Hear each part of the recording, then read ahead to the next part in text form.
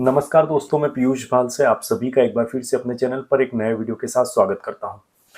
दोस्तों, आज की कहानी क्राइम की एक ऐसी कहानी है जो अपने आप में अनोखी है, काफ़ी अजीब है और हैरान कर देने वाली है।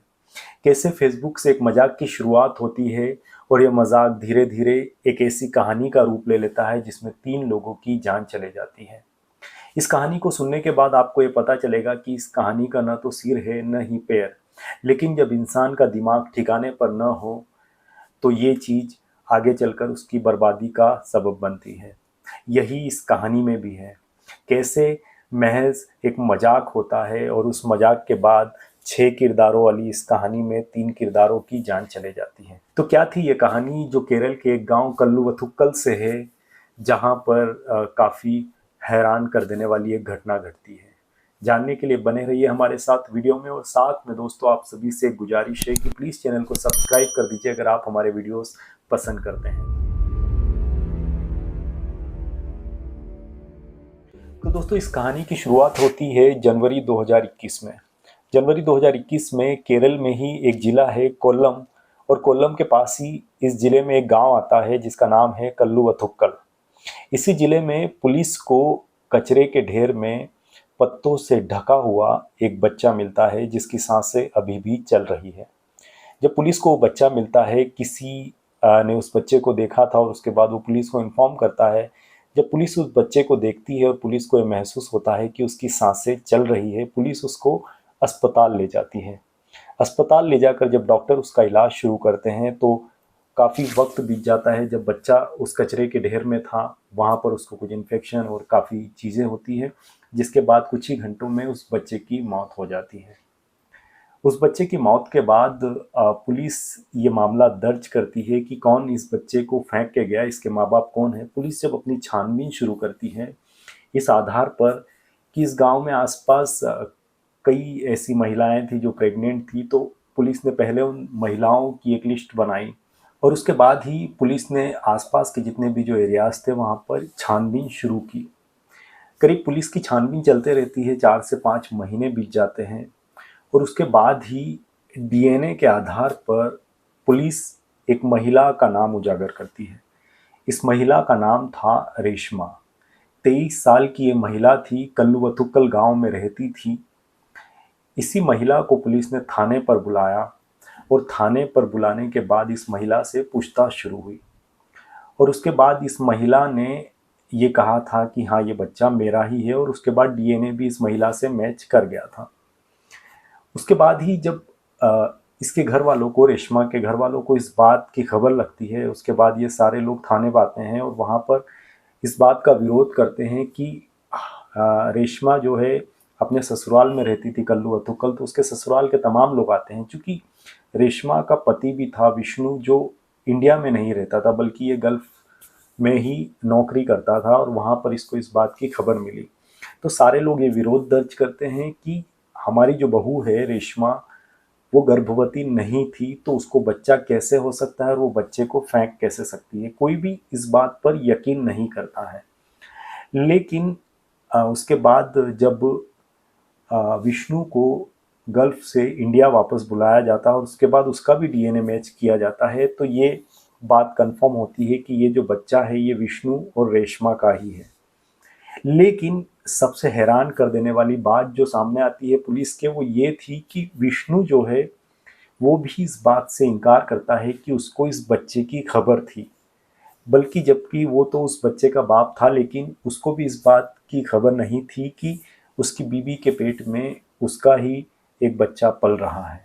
तो ये कहानी काफ़ी हैरान कर देने वाली थी, किसी को कुछ भी समझ में नहीं आ रहा था। उसके बाद रेशमा एक कहानी बताती है और उस कहानी में ये कहती है कि जब उसका पति गल्फ में था तो बीते 1.5 साल से वो सोशल मीडिया पर फेसबुक पे काफ़ी एक्टिव थी, और एक्टिव होने के बाद उसकी एक मुलाकात होती है आनंदू नाम के लड़के से। एक फ्रेंड रिक्वेस्ट आती है और उस फ्रेंड रिक्वेस्ट को वो एक्सेप्ट करती है, और एक्सेप्ट करने के बाद करीब 1.5 साल से इन दोनों के बीच, जो आनंदू है और रेशमा, दोनों के बीच बातचीत होती है।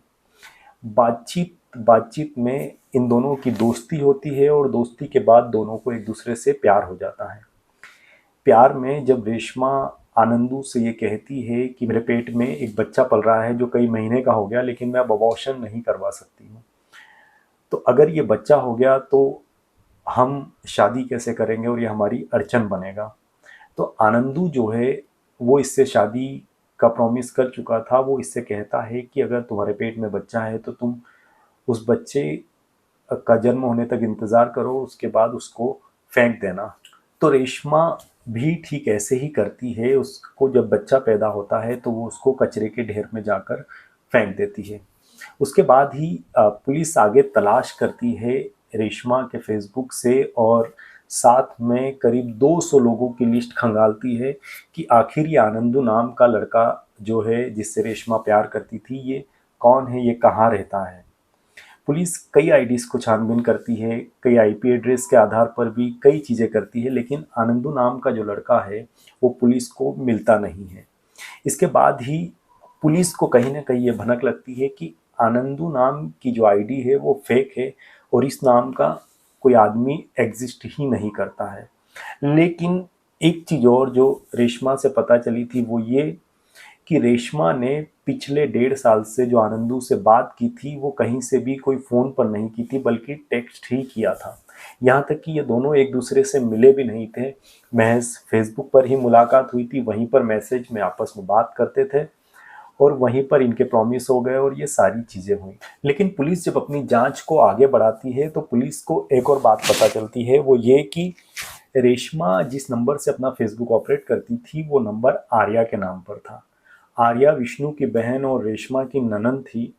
तो उसके बाद ही पुलिस को ये बात पता चलती है। पुलिस आर्या जो है उसके पास एक नोटिस भेजती है और उसे थाने बुलाती है एक बयान के लिए। आर्या को जब ये नोटिस मिलता है तो उसके बाद ही अगले ही दिन उसी जो गांव था कल्लू अतुक्कल, वहाँ से एक दुखद खबर आती है। वो ये कि नदी में 2 महिलाओं की लाश मिली है और इन महिलाओं की जो पहचान की जाती है, एक महिला आर्या थी जो रेशमा की ननंद थी और दूसरी महिला जो थी वो रेशमा की भांजी थी ग्रीष्मा। तो ये इन 2 महिलाओं की लाश मिलती है। ये गुत्थी अभी तक सुलझ भी नहीं पाई थी और उसके बाद पुलिस के लिए कई और पहेलियां इस केस में खड़ी हो गई थी।